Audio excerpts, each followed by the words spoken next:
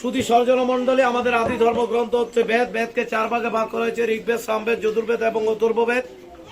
এখানে আজকে ক্রিয়ান্বিক অনুষ্ঠানের সাংবেদীয় কয়েকটা শ্লোকের মাধ্যমে আমরা কিন্তু মহাশ্মশান প্রদক্ষিণ করি।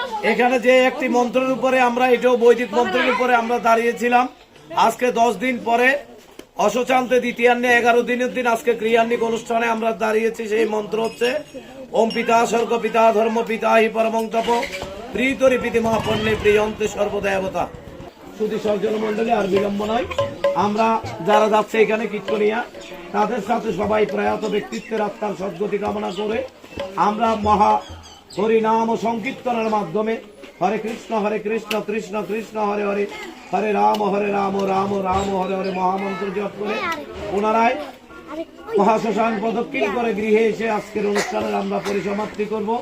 পরিশেষে আবারও প্রয়াত ব্যক্তিত্ব মহোদয়ার যাতে স্বর্গপ্রাপ্তি হয়, গোলক বৃন্দাধাম প্রাপ্তি হয়, গোলক বৃন্দাধাম থেকে যাতে পরমানন্দে গোলক বৃন্দাধাম থেকে আমাদের সবাইকে যাতে আশীর্বাদ করেন, আমরা সবাই ভালো থাকি, সবাই সুখে থাকি। আবারও হরে কৃষ্ণ সবাইকে, সবাই ভালো থাকবেন।